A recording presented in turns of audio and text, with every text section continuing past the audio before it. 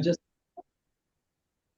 okay. So we are recording this meeting, Himanshu Ji, and all the other participants.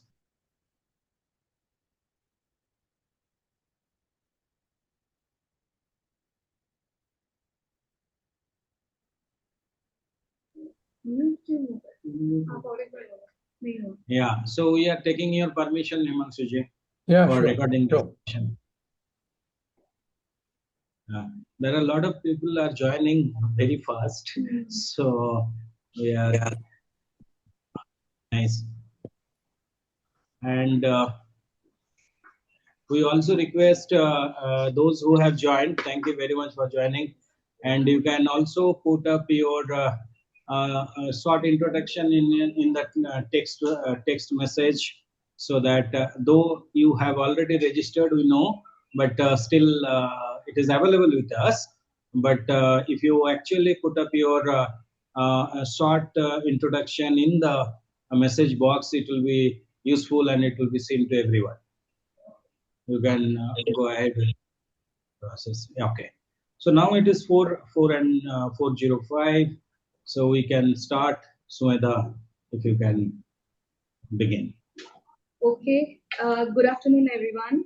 Very warm welcome to all of you for joining today's masterclass. I could see people from different parts of India and across globe. Anyway, so yesterday was World Water Day, and today we are celebrating World Water Day. And along with that, I would like to mention that today is World Climate Day as well. So on behalf of RN Network, I'm very delighted to host the session. Today's topic is groundwater as commons, aquifer-based participatory water management in India. So the reason behind choosing this topic is groundwater remains one of the most critical yet least understood resources, and platform like this will help us collectively to deepen our understanding and strengthen practice on the ground. Firstly, we are very honored to have Dr. Himanshu Kulkarni sir with us, and we welcome you, sir. He's a renowned hydrogeologist and founder trustee, and also a scientist Emeritus at ACWADAM. Also, I think sir is a professor at practice at Shivnadar Institute of Eminence. And along with that, I would like to introduce and welcome Dr. Sabyasachi Das, National Coordinator of our Network. And yes, we look forward to the session. And I would request Sabyasachi Das to take the session forward and moderate the session. Thank you. Thank you, Sumedha. So many of you actually knows Himanshu Ji well, but I also had opportunity to know him very closely, and I would also like to mention that Himanshu Ji is one of the original founder of the idea of RRA network, revitalizing rainfed agriculture network. There were few people who are actually ideated the idea of RRA network, and I think that before RRA network, I have heard about him, and when I used to work in Gujarat, and that time some people, my friends, used to refer to a professor, and that time I have not met Himanshu Ji. It is in early 2000, 2004, 5. From that time, I am listening about Himanshu Ji, and people used to refer him that the professor of our world.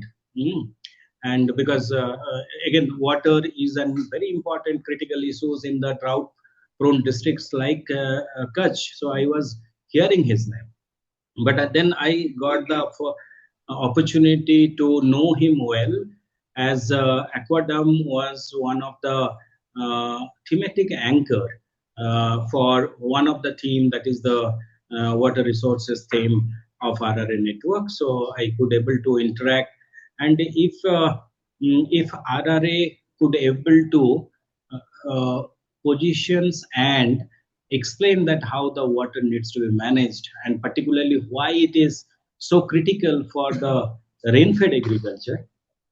Most of the learning has actually came from Himanshu ji.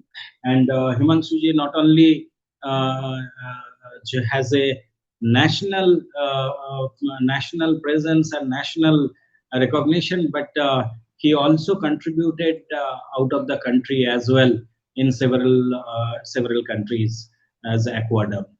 And I think we have got a lot of benefits from him in during our comprehensive pilot. We used to do it in 7 states in different locations, and several organizations were part of it. So the core understanding of the network related to the groundwater as a commons, that actually came from Himanshu ji. So very delighted to have you, Himanshu ji, because you have always been our teacher, and I know that when we were designing the master class for the RRA network and its people around the network, we thought you are the best people to you are the one of the best person to actually have a master class which should be recorded as you given the permission, because that will be a learning experiences for us and all of us. So I'm not taking much time again, but it will be so I'm delighted to have you, and thank you very much. So now many people have been your students. We also have been, many of us have been your students, unofficial students, but students. So I consider myself a student.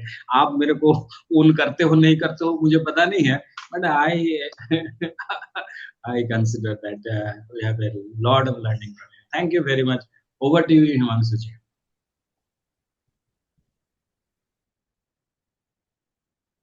You are in mute, Himanshu ji.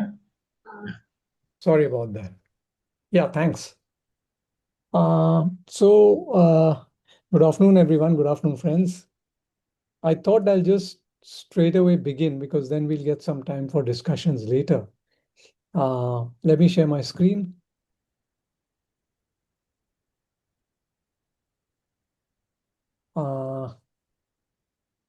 Let's see how this works.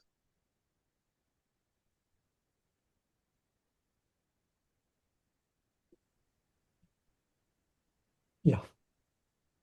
So I hope you're able to see my screen. Yes, sir. Yes, sir. Let me also get. Oh, you need to start. I was just starting. Then I'll take it on my. No.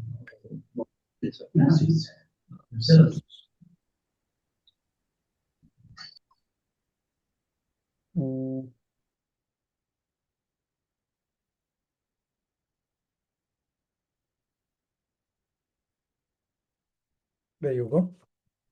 So I'll quickly take you through a set of slides. Many of you might have seen these slides before, but let me just share the slides nonetheless and put my thoughts across to you. So when we think about groundwater, we think about many things. We think about water from a spring, water from a well, a not so beautiful looking well, quite a well constructed well. We think about village meetings, we think about wells, we think about springs, we think about many things. But we seldom think about the connections between these things. We think about nature, we think about biodiversity, we think about mountains. There are many things we think about. We think about the earth in many forms. Right? So anyway, this is a part of the CCL license that we have at ACWADAM, and the presentation is part of this. Right? Anyway, some of this is going to interfere, so you'll have to bear with me on that. So groundwater in India goes back many years, thousands of years, if I may say so. At least 4,000 years oldest wells. This is, of course, the Dholavira well, one of the oldest wells in India, as a part found as a part of the archaeological site at Dholavira. And if we were to sort of take the argument forward, we have wells, we have mechanisms of access to wells. There are spring wells, there are takas on forts, there are step wells, there are lattas, tendas for pulling out water. There is the chadas, the camel-driven system to extract water. There are rehets, of course, and many, many such mechanisms. There are surangas that carry water across, cutting across different wells, tapping springs. So this legacy goes back thousands of years. So till the 19th century, access to groundwater across the world was widespread, was from shallow sources, mostly from dug wells from springs. Most of these sources were community sources, one source being common to the entire community. Extraction was through human and animal traction, so no external energy was used, no artificial energy was used. There was a use of pulleys, gears, and other such principles of physics and engineering that was used for obtaining water from the underground. Similarly, there were mechanisms of management, even from a single well. This is, of course, the step well of Nimrana, and there are many, many such step wells that had very, very intricate mechanisms of using groundwater, of accessing groundwater, of full-fledged heritage and Sanskriti, as they call it today, around wells. Okay. So this was a legacy of groundwater use as commons. So access from shallow sources, community sources, using absolutely non-invasive mechanisms of extraction. So this long legacy of groundwater use as commons lasted till about the 19th century. So what happened after the 19th century? Especially in the last 8 decades, there were many things, many major changes. The last 100 years brought about many major changes, and India is, of course, a classic case of what those changes were. I have tried to put those changes almost in a decadal pattern in this slide. So from the 1940s, many of us know this, from colonial practices of large irrigation infrastructure through the 1960s, where both surface water and groundwater were developed. 1960s was the Green Revolution push for food security. 1970s droughts prompted technology to come into India. Technology was adapted, drilling especially, pumping through sort of submersible pumps. Rural electrification gave a big boost to submersible pumps. There was a shift in cropping, there was a shift in markets, and the early signs of groundwater exploitation and contamination emerged. Similarly, the 1990s also brought forth the push for groundwater, well, water conservation. And then, of course, the 2000s was competitive access, deeper wells, deeper drilling, high capacity pumps. And we are in the here and now of groundwater, where we accept that there's a groundwater crisis upon us.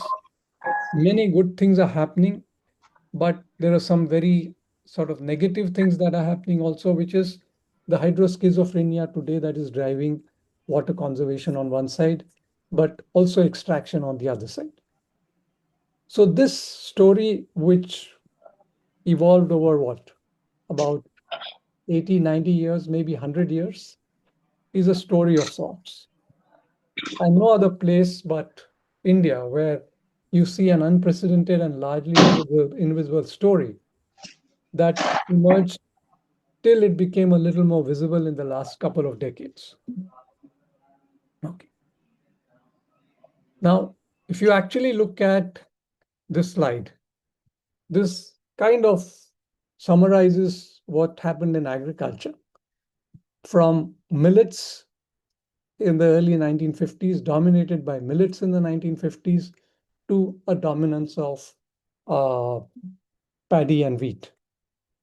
Of course, other crops also grew at the expense of millets, and 400 billion cubic meters was added as crop water requirement or crop water demand over a period of about 70 to 80 years. Similarly, our population also grew, and almost 45 billion cubic meters was added as domestic water demand in India. So our demand grew by the order of 400 to 500 billion cubic meters in a matter of 80 or 90 years. Now, why did it happen this way, and why are we where we are? So for agriculture, there was a kind of a market friendliness that has come about. So market surplus ratios for market friendly crops, cash crops that are related to public support systems, and amenable procurement for cash or commercial crops. And that has led to a lot of the crisis in agriculture, I must say. Okay. Now, I actually witnessed this story, this change, in the 1980s, just in one location, one aquifer, where I actually saw the transition from animal-powered extraction mechanism to very, very advanced electrical submersibles on dug wells. The number of wells tapping one single aquifer went up from about 160 in 1983 to about 400 in 1995. The rate of extraction also increased over these years. Similarly, the average daily pumping minutes went down when the transition from bullock-driven mechanisms to diesel centrifugal pumps came about.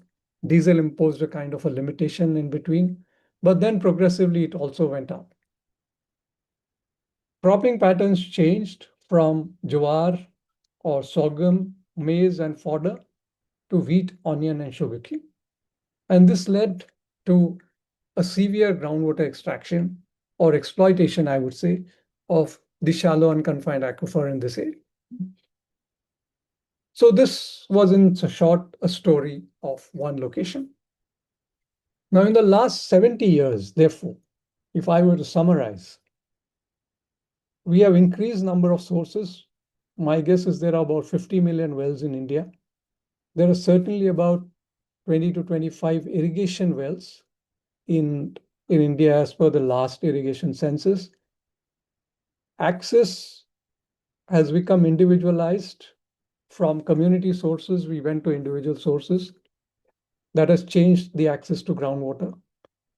We are now using high-end pumps capable of extracting large volumes of water over short periods of time, whether it's mainstream electricity, grid electricity, or even solar. You can still install a high capacity pump using solar power. So effectively, we converted what was a common pool resource to a private property resource. Inadvertently, if you may allow me to say that, but a CPR became a PPR. And therefore, we need to worry, because what that brought about was certain obvious impacts. Depletion of aquifers, drying up of water sources, springs, wells, rivers, contamination of aquifers. Just let me get rid of this.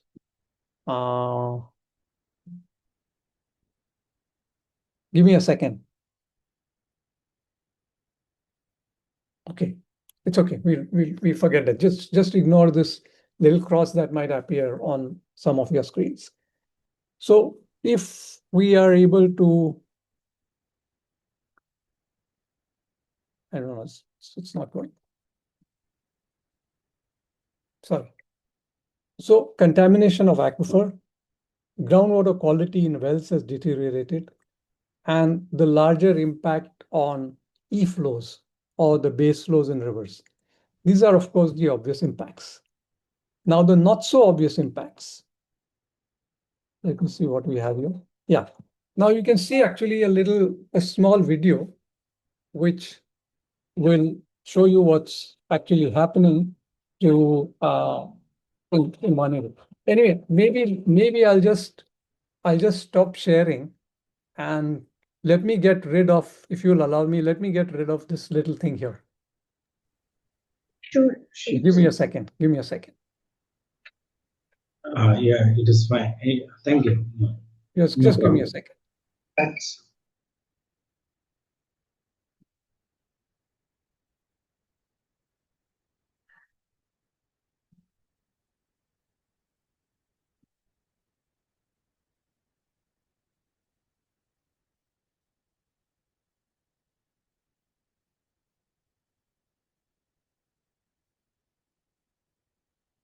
Hopefully it should work. Okay, sir. Yeah, there it goes. So I'll show you a little video in terms of what is actually happening, even on a single plot of land, even in some of the remote locations in India. It's a video. You might not be able to hear the sound properly, but I think you'll be able to look at, there are certain subtitles below. So I'll just play the video.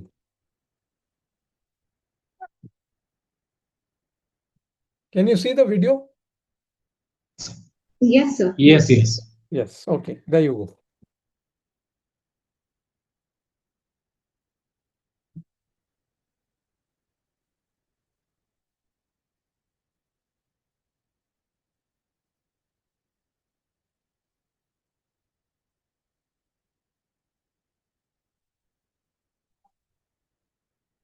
इतनी जमीन में तुमने 12 whole अभी तक करवा लिया है और ये 13वां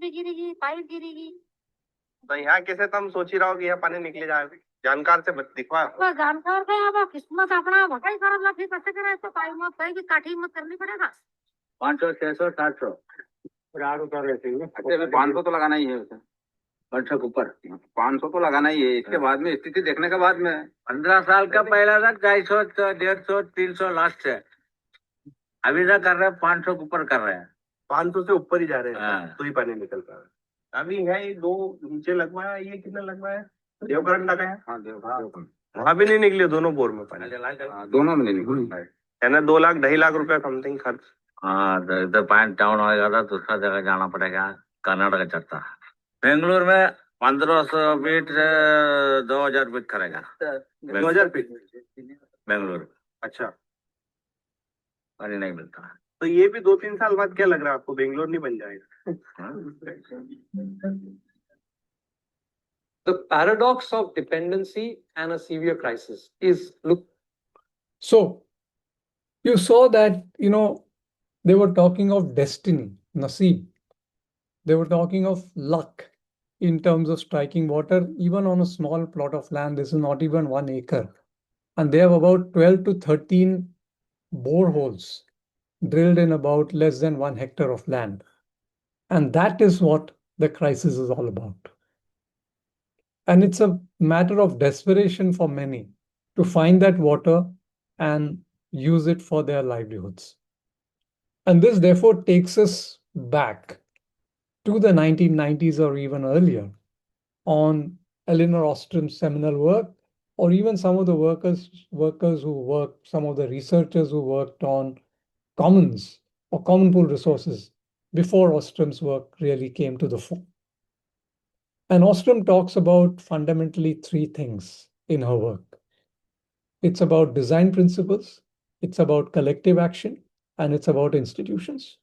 I'll try and explain this as we go along. Now, my own introduction to Ostrom's work, or even before Ostrom's work, to commons, was my exposure to the idea of sharing water, especially through a model that was practiced here in Maharashtra in the 1970s and 80s, which was called the Pani Panchayats. I'll come to that after a little while. So let's move on. So I first came across the work on commons as a student of water in 1983, when I had the opportunity to briefly work on a project involving the Pani Panchayats. Okay?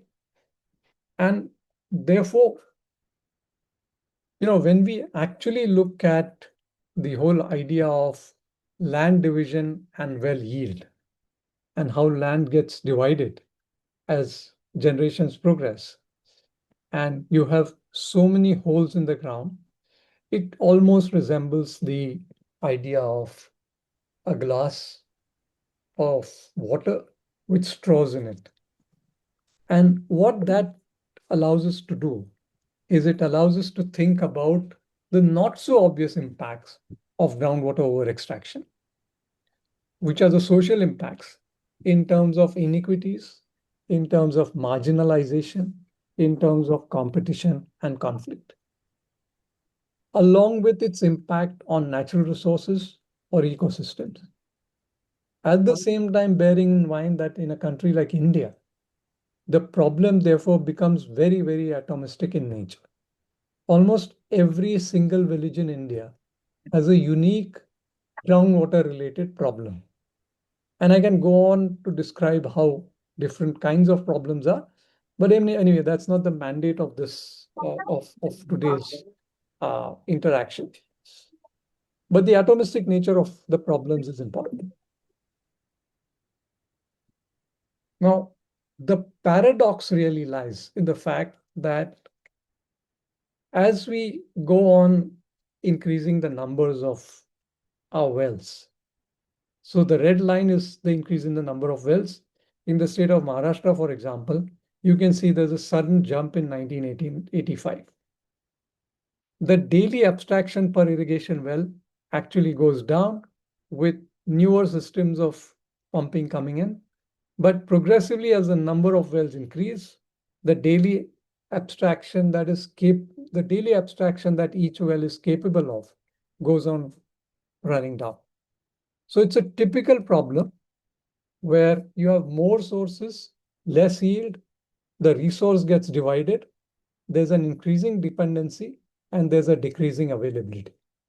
So it's a conundrum of availability, supply, and demand. Resource, supplies, and demand. And therefore, when you look at something like this, it takes you back to the tragedy of the commons. And one of the participants today, one of our friends here today, had designed this for me when he was working at ACWADAM. Dhaval is here.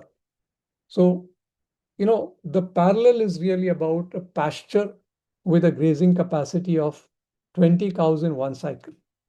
So you have one farmer with 10 cows. Then you have another farmer who comes with another 10 cows. So in the second grazing cycle, you have 20 cows, and you have almost exhausted the capacity of the pasture. Now you have a third farmer in the third cycle who then sets forth his right on making he wants to exercise his right on this commons, which is a pasture, and technically he doesn't have, the pasture simply cannot sustain this much.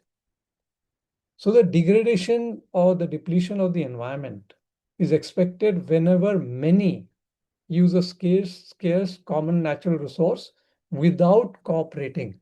The without cooperating is important, because if each one thinks of his own, then the pressure is certainly going to come upon a limited resource. So something similar is happening, except for the fact that a pasture is visible and aquifer is not. Now, when we imagine an aquifer, or when we imagine any commons or common pool resource, it is almost like a beehive. And when we think of a beehive, a beehive provides goods and services. So the goods are in the form of honey, lac, and wax. And the services are in the form of, say, bees actually provide the beehive houses the bees provide pollination service to flowers.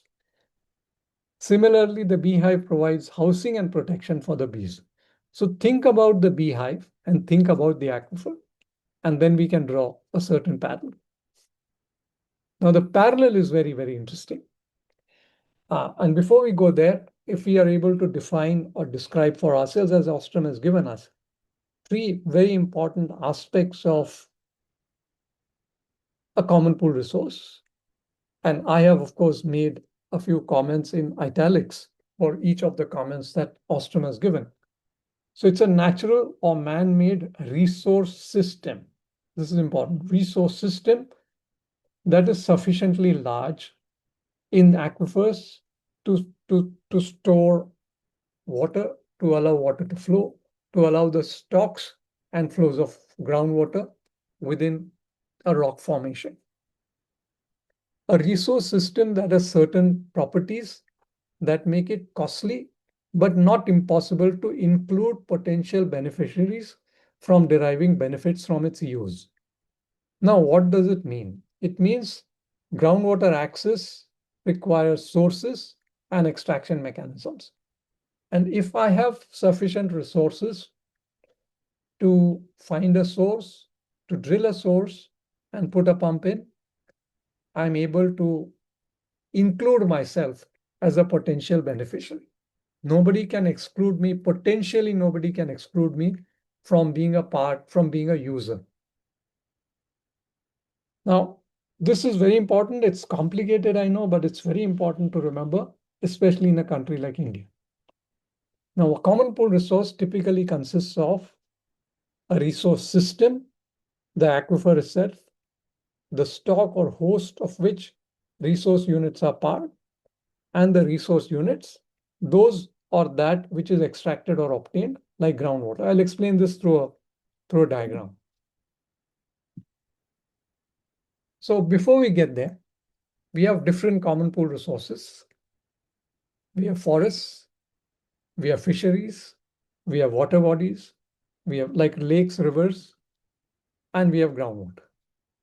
So forests, for example, the forest is a resource system. The tree is a resource unit. Think about it that way. Then you have rivers. You have a river basin. You have rivers, you have their catchments. So these are its parts. The whole thing is a resource system. A unit of water maybe is a resource unit, and so on. Similarly, you have lakes. And you have lakes in different environments, so different ecosystems. Okay. Now, when we think about aquifers, first of all, it's invisible. It's saturated with water. It's a rock formation that's saturated with water. It's able to store and transmit reasonable quantities of water. And how do we get that water? We get it through springs and wells. So when we think about all these, there are four things. It's a rock formation, saturation, storage and transmission, and sources. Now, to manage a common pool resource like aquifers, we need to manage all these four entities. So in this case, the entire system, the rock formation, the groundwater within it, the fractures, the pores, that's the resource system, that's an aquifer, and a groundwater unit, say a cubic meter of groundwater or liter of groundwater, is a resource unit. Now, a groundwater is a resource system with an aquifer is a resource system with groundwater as its resource units. Let me get this out here.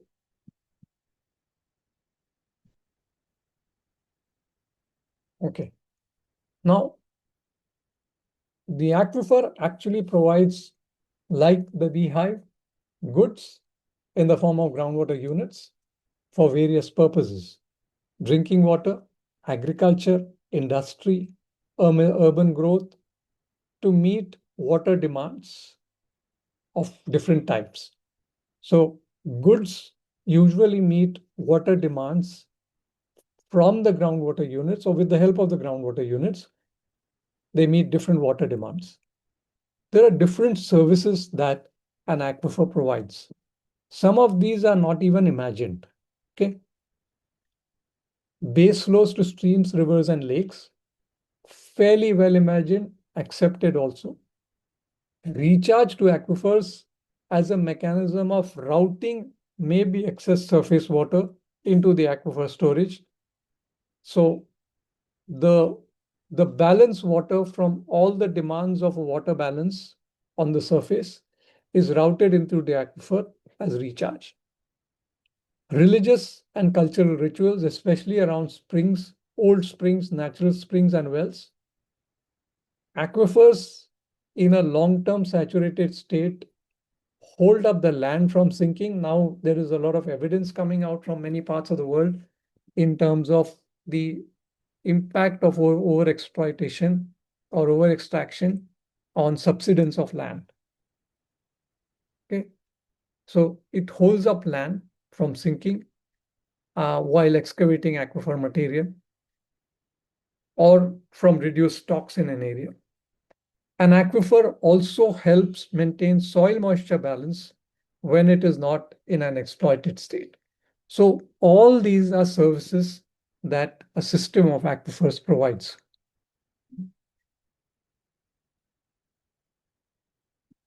So if you actually look at these services and the goods, they are related to the provisioning, regulating, supporting, and cultural services that are defined as part of ecosystem services. Okay. So in some ways, an aquifer is an ecosystem. Just to elaborate this further, provisioning of irrigation water, say to 10 farmers in a water group, say 1,000 cubic meters of water per year per farmer in a water user group, is provisioning, is goods, is the provisioning of goods.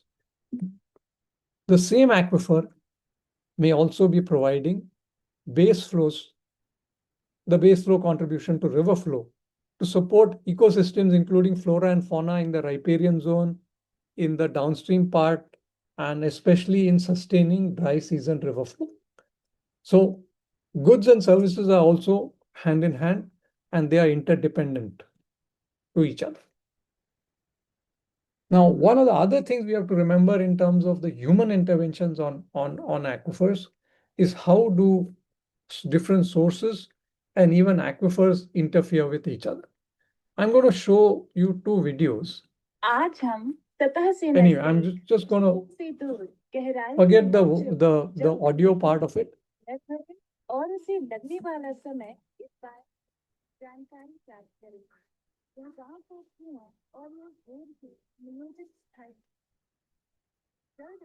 So here you'll see an interference between wells. When one well is pumped, it affects another well, which is underneath somebody else's land.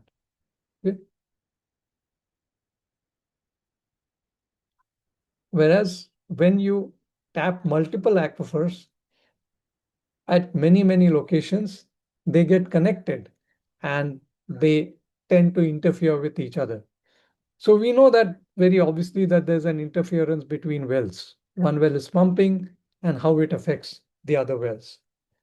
But we seldom think about how, say, deep drilling in multiple aquifers can actually affect water in the shallow aquifers, which are much older in terms of their usage, in terms of their tradition, in terms of the way they sort of are more related to community management of groundwater resources.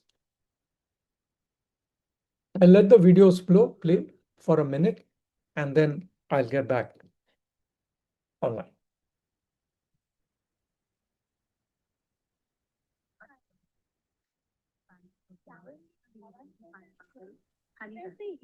मधल्या विहिरीचे पाणी कमी झाल्यामुळे पाणी पातळी सुद्धा निर्माण होतो ज्यामुळे मधल्या विहिरीमध्ये पाणी घालायला लागते आता अविहिरीच्या मालकाने विहिरीवरचा पंप बंद केला.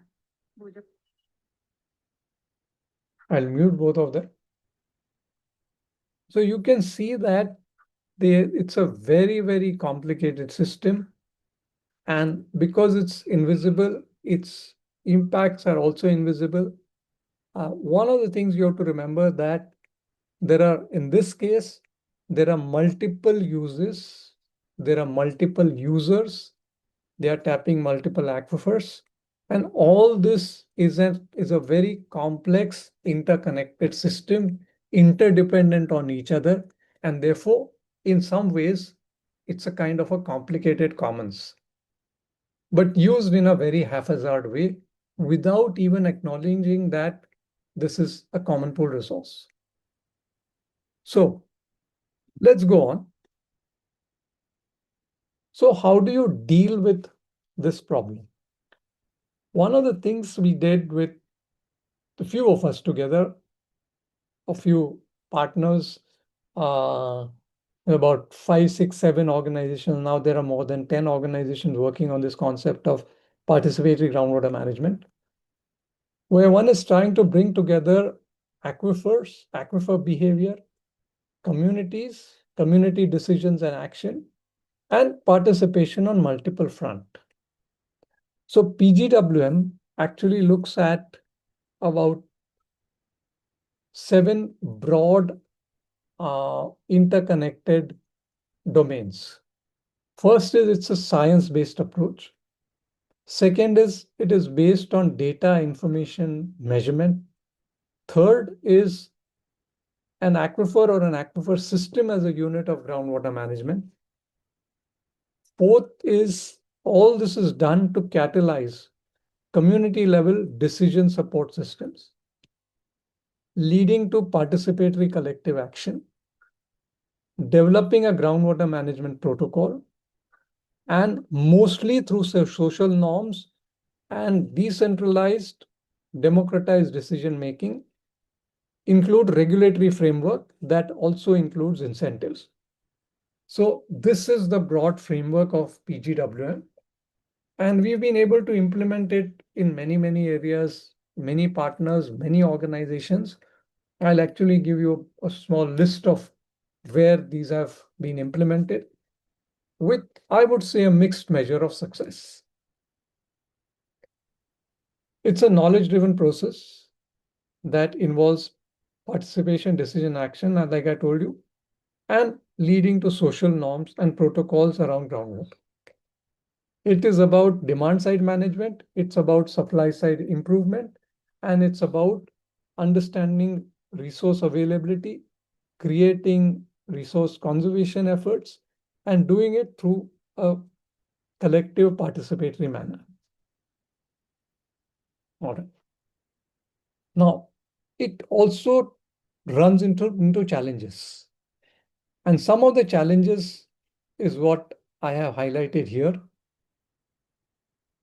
Perceptions of communities are very different. So one has to make an extra effort to build in proper perceptions within communities. Break away from individual perceptions and build a community perception.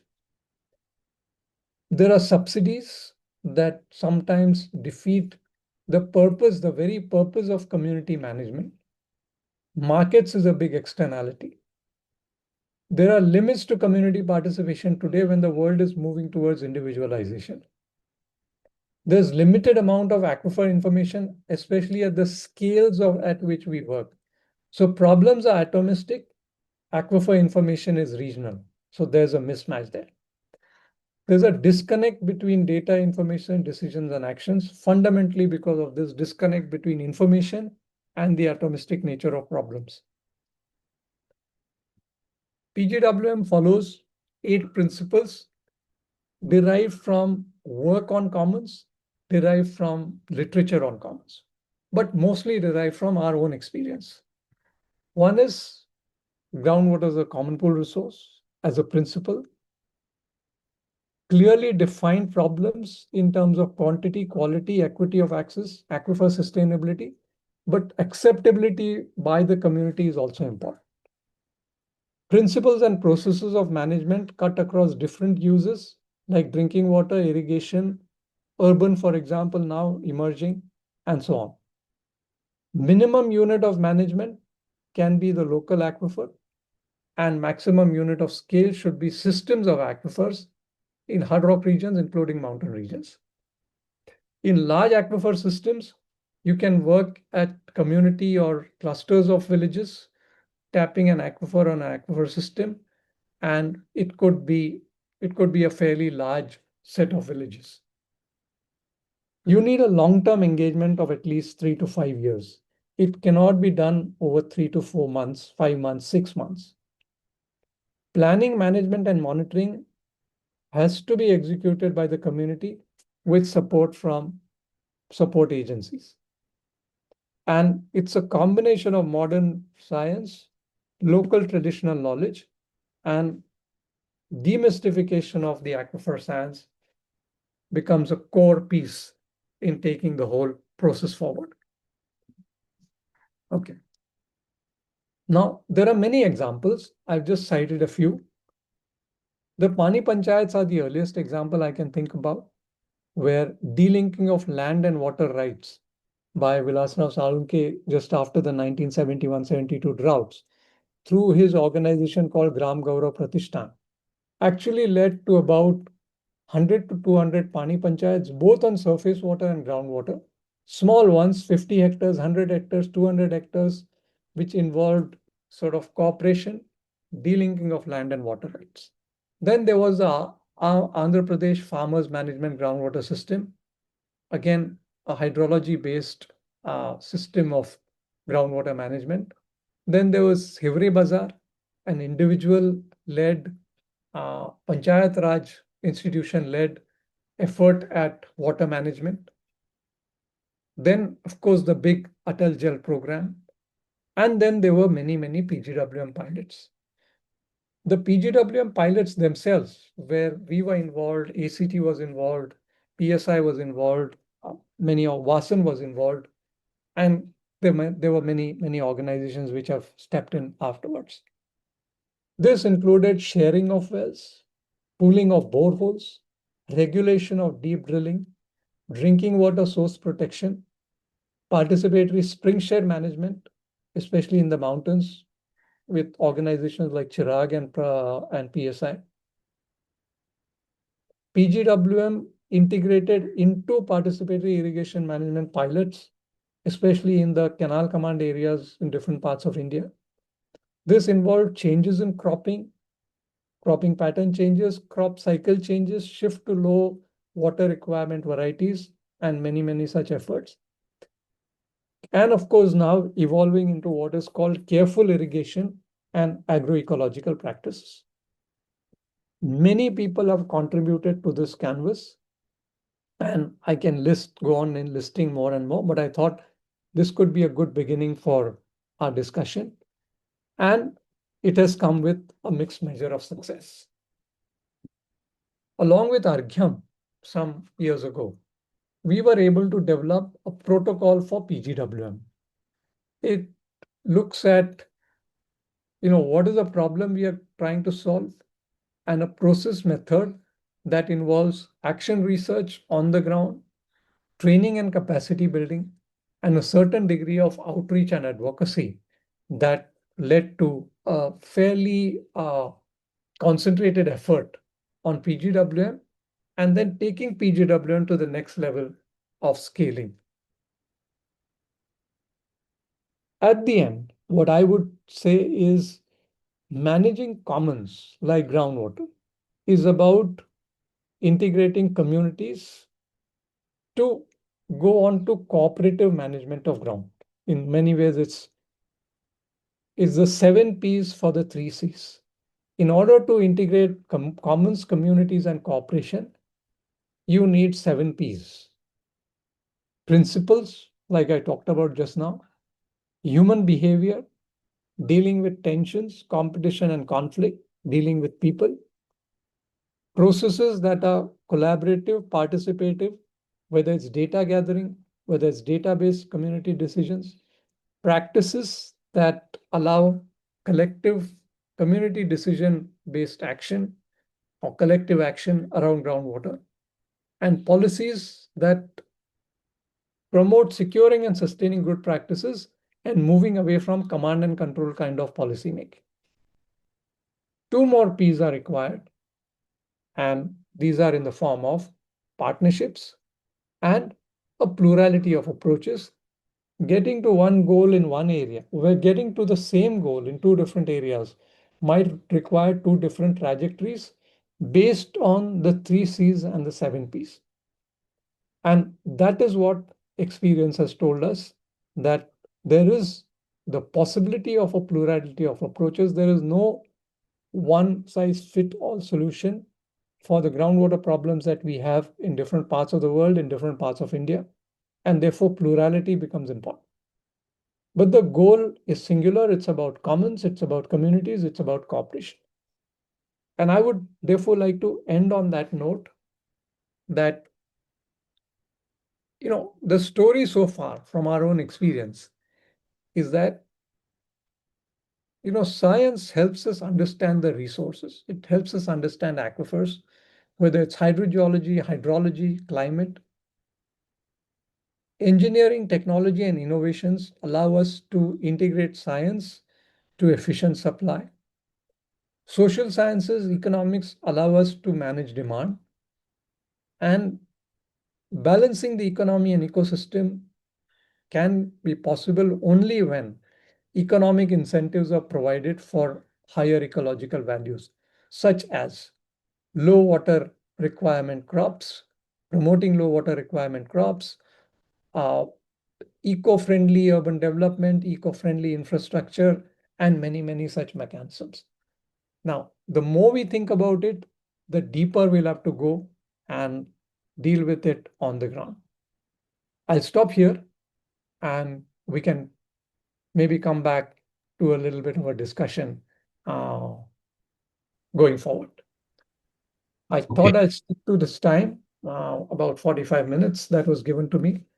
And if maybe I'll hand it back to Sabya and his team to take the discussion. Yes. Thank you very much. I also ask, thank you, some kind of a clap to you by the participants, so that it is a wonderful giving a overview, as well as figuring out the perspective of the groundwater as commons. So this is a wonderful presentation from your side, and some of us had an opportunity to see some of the slides, not all the slides, some of the slides in different conversation and different discussion. So thank you. So now we have few questions that we have seen in the chat box, and if you can look at it, and then I will also ask the participants who have already been put their questions. I would suggest that, okay, can you raise your hand who have actually placed your questions? So if you can raise your hands, then instead of I place your questions, I will try to see that how it can be moderated, whether your questions is very directed or this thing. So I would suggest, as I see the hands being raised, Sanjana Anand, can you ask your question? Unmute yourself and then ask your questions. And when you are asking your questions, please give your very short introduction from where you are, and if possible, you can switch on your video. Very short. Okay. Hi, Dr. Kulkarni. Thank you for this call. I actually work as a policy specialist with the Nature Conservancy. So my question is a little focused on policy. Like, what more can policy do with groundwater? You had a point there. One of the P's was focused on policy. So what would that actually look like? And who would be the key players in terms of organizations, NGOs, industries? Yeah. Thank you. Yeah, maybe we'll take a few questions all together and then I can Exactly. Yeah. Exactly. Anit Singh, that you have raised your hand. Hello. Yeah. Am I audible? Yes, you are. Hi. Hi, Dr. Kulkarni. Thanks for the wonderful lecture. I'm Anit, a writer from Pune. I have a more layman-like question, which is centered around the politics of how water gets used. So, for example, here in Maharashtra, a lot of water gets used in sugarcane farming, and there are political interests who probably don't care as much about the coming looming crisis. In Punjab, there are farmers who are exploiting a lot of groundwater, and there are government schemes that are leading to it. There's, everything is happening. Soil is also getting destroyed there. So the policy makers are also in a competitive market of political positioning. So how do we go forward there? Because it, to me, from the outside, it seems completely hopeless. Because whichever policy gets formed, it won't get basically implemented because of political consideration. So what can be done about that? Thank you. So let me ask one more questions, and then I will go to the next round once Himanshuji answers three people's questions. The Sailendra Nagar, can you also ask your Sailesh Nagar? Yeah. So my question is, what role the industry is currently playing and what role they should play in the whole groundwater management work. Yeah. So Sabya, let me just try this. Okay. Three questions. Two of them are around policy and the political economy. Anyway, my answers are not going to be exhaustive. I'll just try and cover a few bases. So I think unless groundwater management becomes a political economic question on the positive side, right now it's a political economic question on the negative side. I mean, whether it's free electricity, whether it's sort of the externality of the market, the way the market functions, the lopsided market for a certain set of crops that have large water requirements, nothing is going to change. So unless we need a massive program on water literacy, on groundwater literacy, especially in the political economy domain. That's one part. The second part is policy, I believe, is still command and control. Policy, I still believe, is regulation. Policy, I still believe, is more government than governance. All of these have to change. Can there be incentives for lesser use of groundwater? In the sense, producing the same amount of, or the same productivity, or higher productivity in terms of higher produce with lesser groundwater. How can that be incentivized? A higher financial return for the farmers for crops that have lesser use of groundwater. I think these are major shifts that are not only required but are necessary. On the Punjab side, yeah, I mean it's the same thing. You're looking at extremes. One way of looking at it is to adopt a kind of an ecosystem approach to groundwater, or bring in the ecosystem value to groundwater and build that value into policy and political economy. The other one is, I think, Shailesh's question was on the industrial role. You see, I think right now, sectorally, we are looking at groundwater through silos. Industrial requirements, requirements in agriculture, requirements in urban. If you actually look at the impact of all these three sectors on groundwater, there are two broad impacts. Well, three actually. First is over extraction. Second is major issues of groundwater quality and contamination. They are more nuanced sectorally, but broadly they fall into these two categories. And the third is impact on ecosystems and the ecosystem connection in all three of them. So drawing a certain commonality across the three sectors and looking at how each sector could actually address each of those issues should be one big policy reform. So I'll stop at that. I mean, I'm not going to get into uh, details of this, but if you could write to me, I could maybe explain this to you in more individual detail. Sure, I'll come back to you Yeah. maybe offline on Yeah. this. Thank Yeah. you. Over to you, Sabya.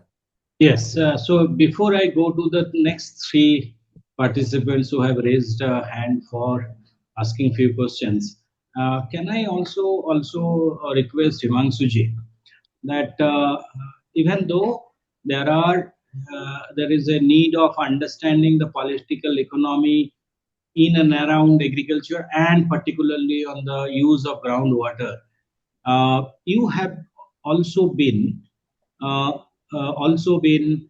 associated with many state governments to advise them that what are the policies and the protocol and guideline needs to be developed. You also been associated with the Niti Aayog in several occasions. They have taken your inputs and suggestions. Can you also tell us that where are few things that you think that the government, particularly the state, has started looking at some of the policy reforms, so though it might be slow and it might be not enough, but there are few probably from your experiences of engaging with the government for more than 25 years or so. So, can you also give us some good things that happens in terms of policy that actually helps us in motivating ourselves also that there is some possibilities in certain things in certain states and probably nationally. Then I'll come back to three friends, Ashok, Aditya, and Sumit. Yeah. So, I mean, what comes to mind immediately, there are many actually, is in the agriculture sector, we are actually seeing some traction on nature-based farming, on millet missions, on rain-fed agriculture, reviving rain-fed agriculture, uh, bringing in more efficiency into water application, and perhaps rendering this through support systems. On the industrial urban side, there's a push for reuse, recycling, treatment of wastewater, along with regulations. So, sort of by bringing in a cyclic rotation of water, reuse water, by reducing the burden on groundwater. So, there is some movement along that. Spring shed management in the mountains, especially in the Himalayan states, is a big program. And Niti Aayog has helped us drive that program into different quarters. There is more interaction between government organizations like CGWB uh, and NGOs. So there is some traction building up on that side. Capacity building with different states by NGOs is another big movement, especially in the northeastern states where we are working, but especially also where other organizations are working in Eastern India, in individual states. So there's a lot of movement. But I think what we really need is almost like a, a, a bottom-up mission where communities are able to build in more traction into their work and bring in participatory groundwater management at a much larger scale. So that's what I would say. That's what comes to my mind immediately. Sabya, over to you again. Yeah. Yeah. Thank you, Himanshuji. So now I would also request some of the colleagues and friends, Ashok, if you can. So short introduction from you, from where you are there, and then your questions. Then Aditya, and then Sumit. Three questions will be. Hello. Hello doctor Kulkarni, thank you इतने सुंदर lecture के लिए। मैं आलोक हूँ। हम लोग north Bihar में ग्राम चेतना आंदोलन के साथ काम करते हैं। हमारा मतलब हम लोग बेसिकली क्लाइमेट के ऊपर एक हाइपर लोकल कॉन्स्टिट्यूएंसी बनाने की कोशिश कर रहे हैं। नॉर्थ बिहार, जैसा कि आप सब लोग मतलब मैक्सिमम लोग न्यूज में जो आता रहा है, नॉर्थ बिहार वो फ्लड के लिए आता रहा है कि हम लोग एक मतलब फ्लड से हमेशा प्रभावित रहे हैं। लेकिन सीतामढ़ी में जहाँ पे हम काम कर रहे हैं, और मतलब ये पिछले 2-3 साल से ये रीजन जो है इस चीज़ के लिए भी न्यूज बना रहा है कि यहाँ पे भयंकर सूखा पड़ रहा है। ग्राउंड वाटर का लेवल नीचे जा चुका है, हैंडपम्प सूख रहा है, और मतलब पानी का पेयजल का जो है भारी किल्लत हो रहा है। मेरा सवाल ये है सर कि मतलब हम लोग जो है ग्राम सभा मोबिलाइज करने की कोशिश तो कर रहे हैं, लेकिन इस पर्टिकुलर ज्योग्राफी के लिए जो टेक्निकल नॉलेज चाहिए है ना, ग्राउंड वाटर मैनेजमेंट के लिए, जिससे कि ग्राम सभा को एक दिशा दिया जा सके, उस पर मतलब वो उसको कैसे मतलब आई मीन कैसे लिवरेज किया जा सकता है, ग्राम सभा को कैसे कनेक्ट किया जा सकता है उस टेक्निकल नॉलेज के लिए। और पर्टिकुलरली अगर आपका कोई इंसाइट्स हो कि इस रीजन में जो कि traditionally historically water abundance region रहा है, यहाँ पे क्यों ये वाला सिचुएशन आ रहा है, उस पर आपका अगर कोई मतलब कोई थॉट हो या कुछ स्टडी हो तो वो भी मैं समझना चाहूँगा। Thank you very much. Thank you, Alok. Aditya. Yeah. Hi. Thanks for the presentation. I work with A3 in Bangalore, and I just wanted to know if you have had any experience of working on participatory management of grassland commons.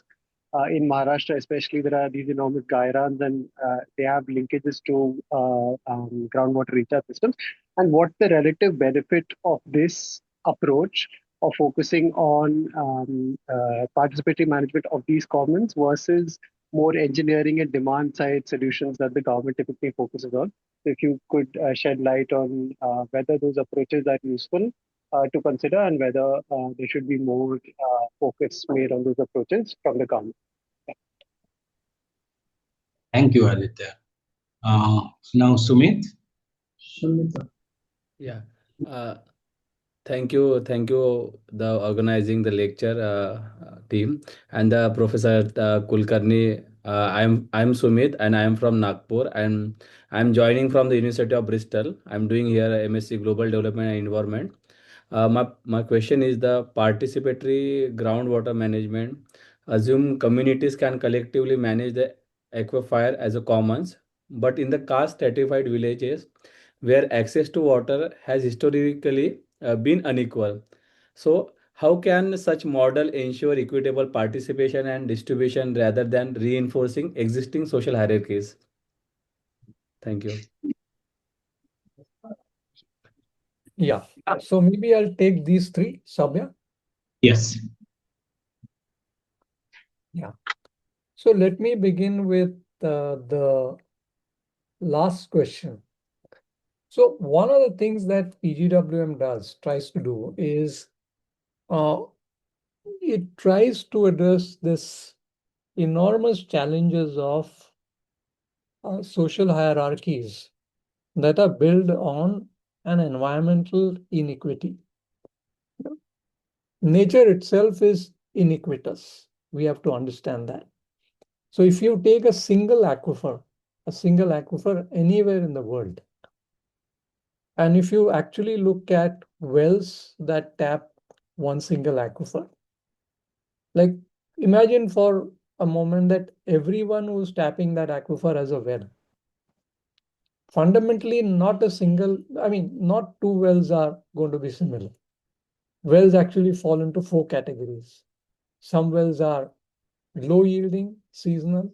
Some wells are high yielding, perennial. Some wells are moderately yielding, perennial. Some wells are high yielding only in 1 or 2 seasons. So effectively, although everyone has a well, not everyone has equal access to water. And that is why PGWM becomes important. That is why community-based management becomes important.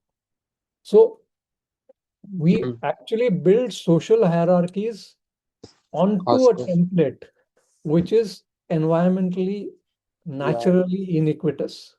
But वो sticker निकालना पड़ेगा. Hello?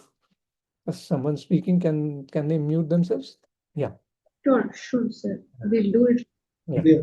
So Sumit, it's really about bringing the social and the ecological together and trying to find an avenue where you're able to come up with some level of equity, some level of fairness, and some level of justice in the whole process. And PGWM's attempt is actually to do that.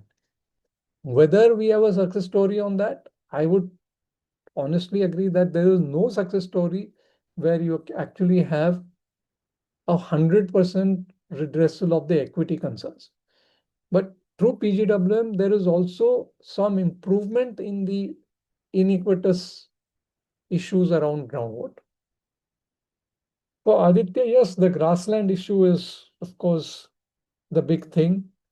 You know, I mean, I always say this, that one of the problems with conservation is not how much forest has been converted to agriculture, but how much of grassland, natural grassland, has been converted to agriculture as well as to forest.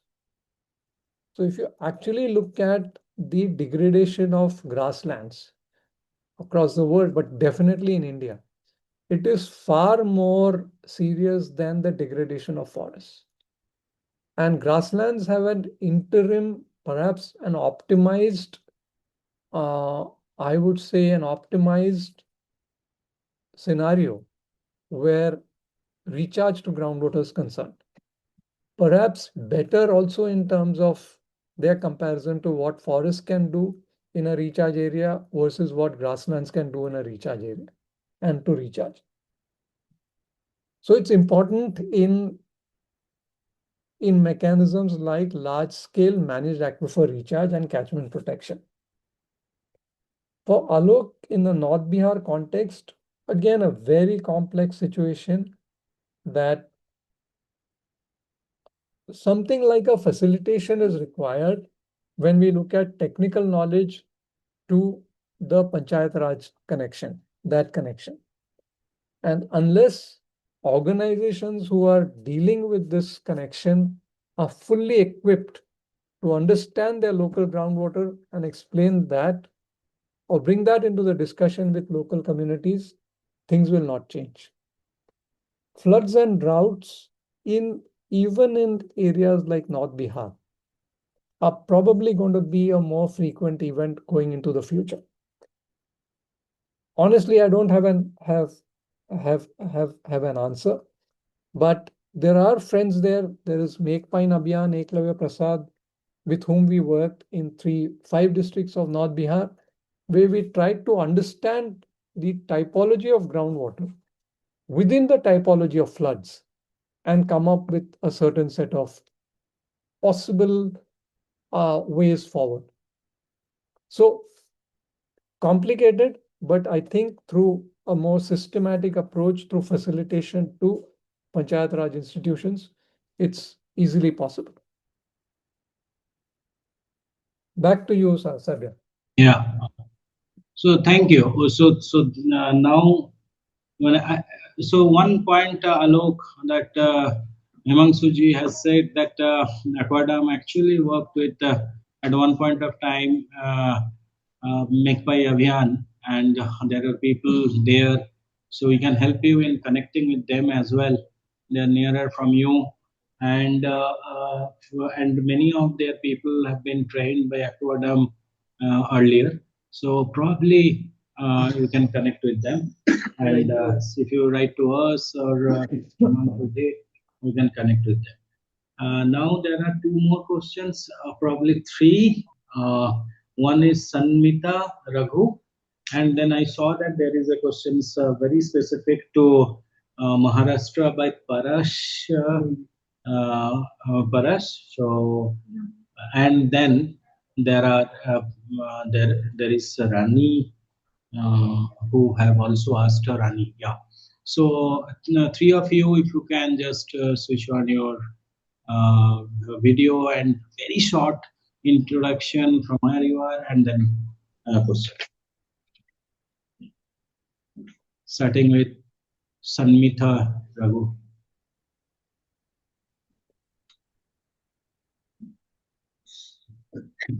Sanmitha, we cannot hear you. I guess there might be an issue with the audio. Yeah. So then someone you can type in the chat box. Then Parash, if you are there, then you can ask your questions.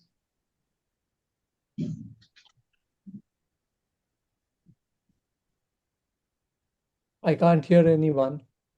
Sir, Yeah. could I ask? So yes. Then yeah. Please go ahead, Rani.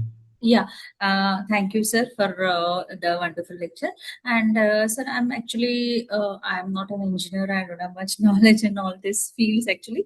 But so I was looking at Konkan area, and I was planning to buy some land there for a permaculture farm. And I went to many villages in Konkan, starting from Roha, Panvel till Khed I went. And in many of the farms, sir, I saw that the drilling, the pumping has got no water, and most of the localites have told me, "Madam, इतने पानी ही नहीं है." And when I look at the rainfall, there is so abundant of rainfall on the western coast, and I was wondering why there is no water, coming up in the fields as a. So, what could we do if I eventually buy a small land over there and start with some farming activity over there in those areas where they say that water scarcity is really very high, despite so much of abundant rainfall being there? Okay, so thank you, Rani, for asking these questions. Then there was a interesting questions that from Parash was basically, I am reading this out. Could you please elaborate on the water budget in Maharashtra's rain shadow region, particularly Kolhapur and Sangli districts? Basically, what are the typical shares of runoff, base flow, groundwater recharge, and how does Maharashtra's geography influence these components? There is a large questions, but let try to address it in a short this thing. Then I would also ask Santosh Raj to switch on your audio and then ask. There are two more questions. One that we'll ask later. Yeah.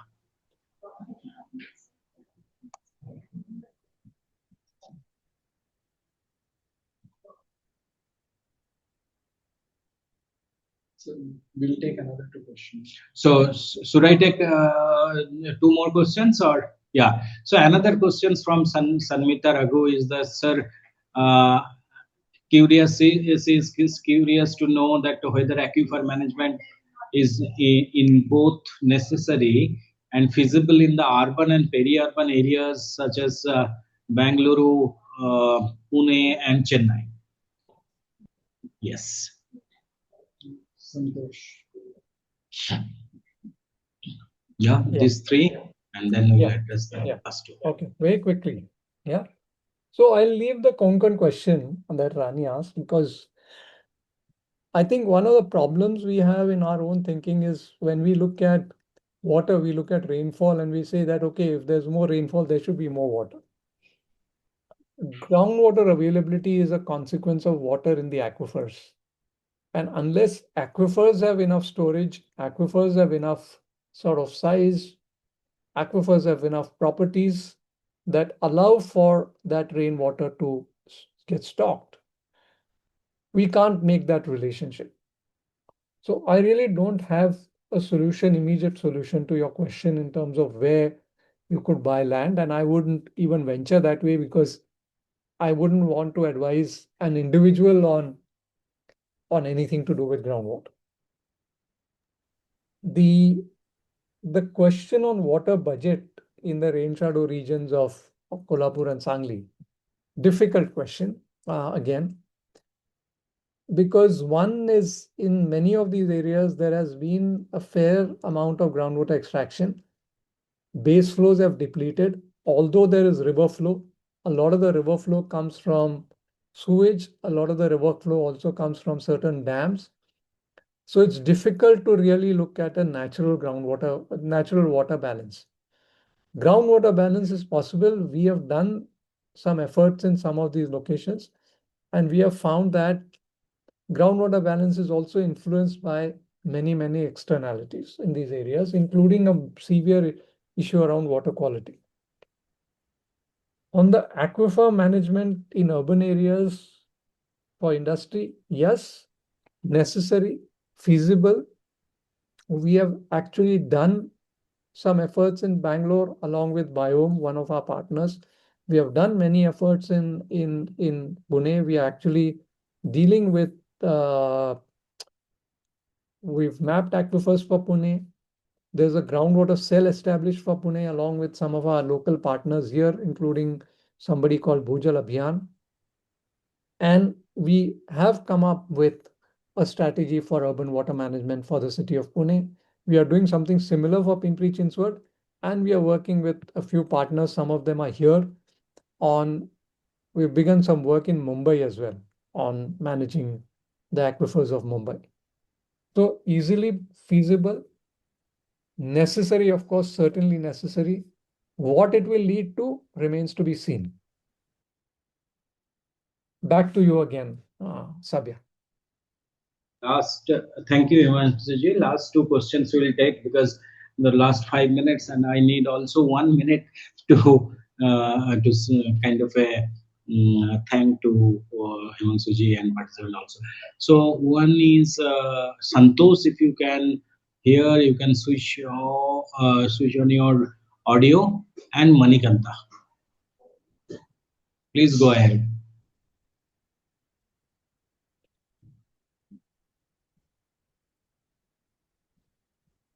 And Tanvi, because I have been asking for three questions, so yours will be the last question that will be taking up in this session. Yeah, Santosh Raj. Sir, good evening, sir. This is Santosh Raj. So my question is, could you please guide us on effective strategy to mitigate and manage the saline water occurrence in borehole, which is mainly in some hamlets like inland salinity of Tamil Nadu? Your suggestions. Yeah. Okay. Manikanta. Hello, sir. Hi. Always something new to learn from every lecture that I attend. So my question was, you spoke about CPR becoming more of a private pool resource, but happened in conjunction and in relation with the energy nexus with the grid electricity. Talking about transitions, do you think different models in solar irrigation can break this and instill the CPR? My question is in the context from my experience in Bangladesh, where a large-scale solar irrigation plant is set up catering to around 50 farmers. Of course, I understand it's more aquifer contextual, but in terms of India, do you see this as an energy transition possibility in instilling CPR? Thanks.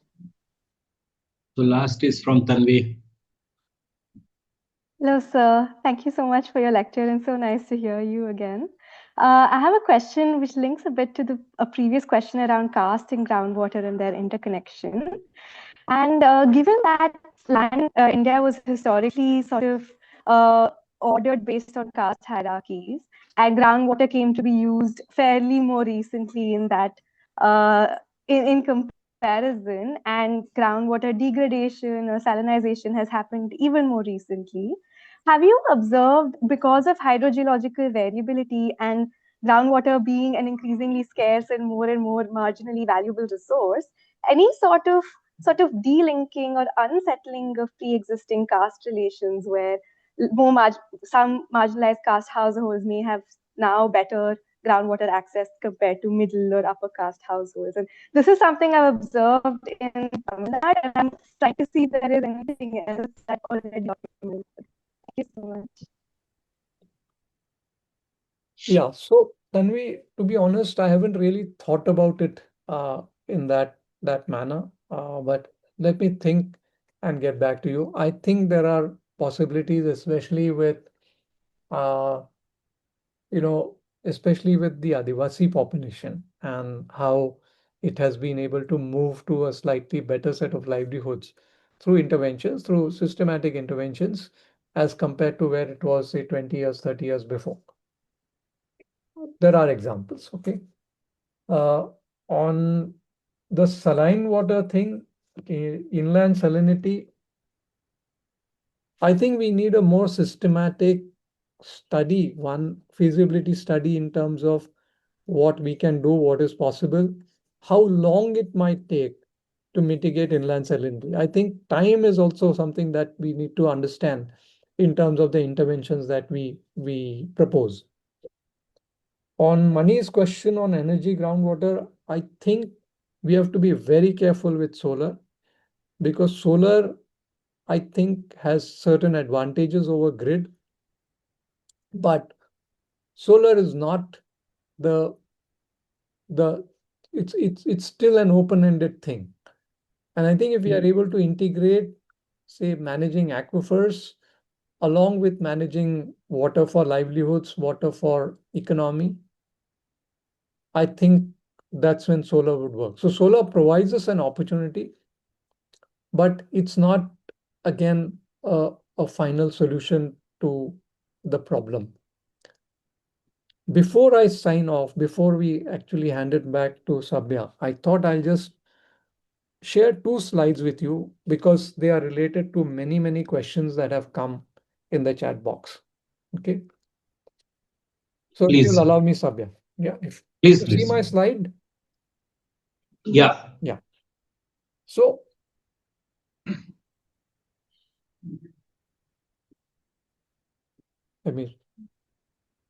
I think we need to change our perspective on how we look at recharge. Right now, in the pursuit of finding quick solutions, we tend to look at recharge as simply pushing water into the ground through a pipe. Okay.